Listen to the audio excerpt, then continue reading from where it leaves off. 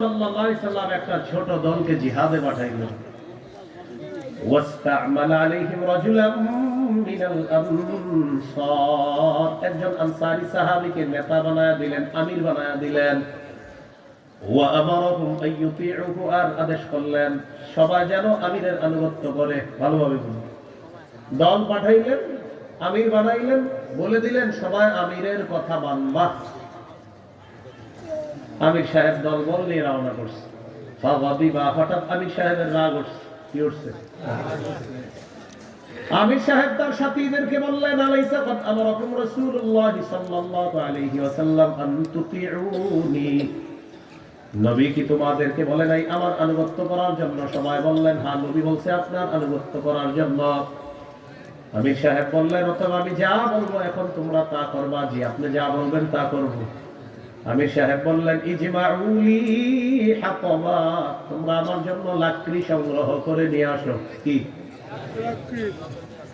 ফাজামাউলা, তারা লাকড়ি সংগ্রহ করে আনার পর আমির সাহেব বললেন, আউফিদুহা নারাত, লাকড়ির মধ্যে আগুন লাগা দাও।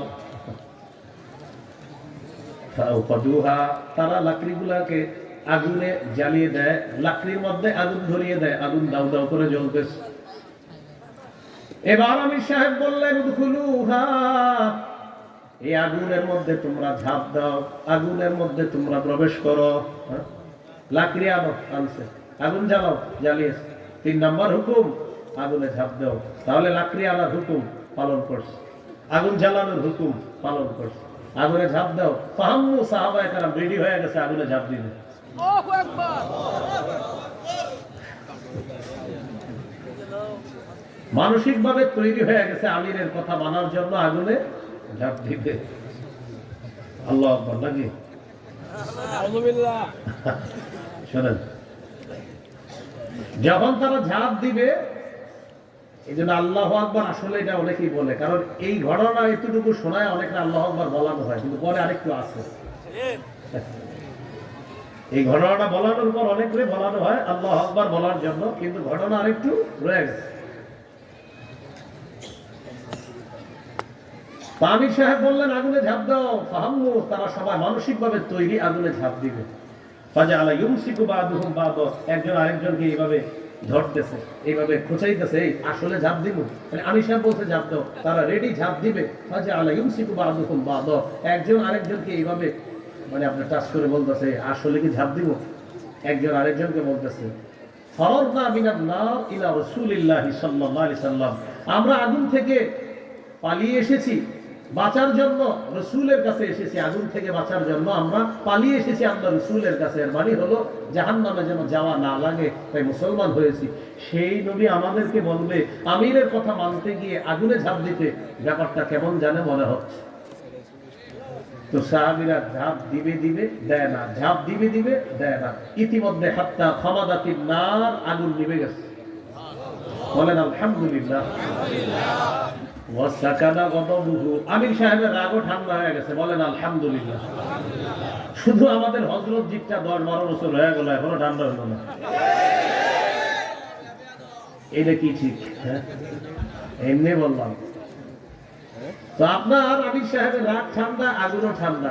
এই ঘটনা রাসূল সাল্লাল্লাহু আলাইহি সাল্লামের কাছে গিয়েছে।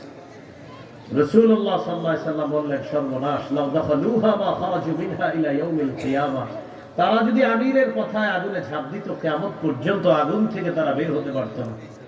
হাদিসের শেষে নবী বলেন, ইন্নামাত তাআতু ফিল মারুফ, আমিরের কথা মানতে হবে শুধু ন্যায়সঙ্গত কথা কাজে। আল্লাহর নাফরমানি হয় এমন কথা কাজে আমিরের আনুগত্য করা যাবে না। লা তাআতা লিমাখলুকিন ফি মাসিয়াতিল খালিক, আল্লাহর নাফরমানি হয় এমন কোন কথা কাজ, এটা যদি আমির বলে সেই আমিরের কথা শোনা যাবে না, সেই আমিরকে মানা যাবে না। অতএব কোন আমির যদি কোরআন সুন্নাহর বিরোধী কোনো কথা বলে, আর যদি তার অনুসারী যারা আছে তারা বলে না না বলে নাই, কিন্তু উলামায়ে কেরাম যদি বলে না সে বলছে কোরআন সুন্নাহর বিরুদ্ধে কথা, এই কথাগুলা লাখ লাখ আলেমের কথা মেনে নেওয়া এটা জাতির সৌভাগ্যের লক্ষণ, মেনে না নেওয়া এটা চূড়ান্ত পথভ্রষ্টতার লক্ষণ। এই জন্য এটা মেনে নিতে হবে। উলামায়ে কেরাম বলছে বাস এটাই আমরা মানতে হবে। আমি আপনাদের সামনে এতক্ষণ বয়ান দিলাম, স্টেজে অনেক উলামায়ে কেরাম বয়ান করেছে, আর আমি যাওয়ার পরে একজনে বললো, হুজুর আপনি হাদিসের এই জায়গা ভুল করছেন। তো আমি যদি দেখি ভুল তো বাস ভুল, তো ভুল আমার কি ভুল হইতে পারে না? তা আমি আপনাদের আরেক মাহফিলে বলে দিলাম, ভাই আমার ওই জায়গায় ভুল হয়েছে। এবং আমি তো আপনাদের সাহস করে বলি, আমার যে কেউ আমার ভুল ধরান, আমি আজকে কোনো ভুল ধরান, আমি আপনাদের এলাকায় আরেক মাহফিলে বলবো, ভাই আপনাদের হাজার হাজার মানুষের সামনে আমি ভুল করছি, এটা ভুল আমার। ভুল আমার আব্বা করলেও ভুল, আমি করলেও ভুল। ভুল ভুল যে কোনো ভুল, বাস ভুল ভুলের উপর অটল থাকা, এটা হলো খারাপ।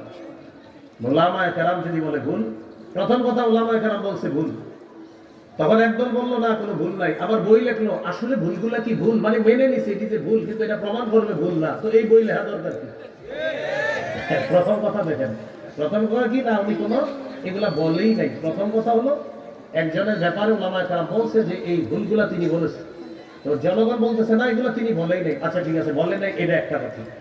আরেক দল বই বের করলো, তার ভুলগুলো কি আসলে ভুল, মানে ওই কথাগুলো সঠিক, আলেম যদি বলছে ভুলগুলা ভুল, কিন্তু এখন এই ভুলটারে সঠিক প্রমাণ করতেছে আরেক দল। এখন বলেন আমরা আপনাদের দুই দলের কাটটা মানব, মানে অনুসারীদের মধ্যে কয়জন?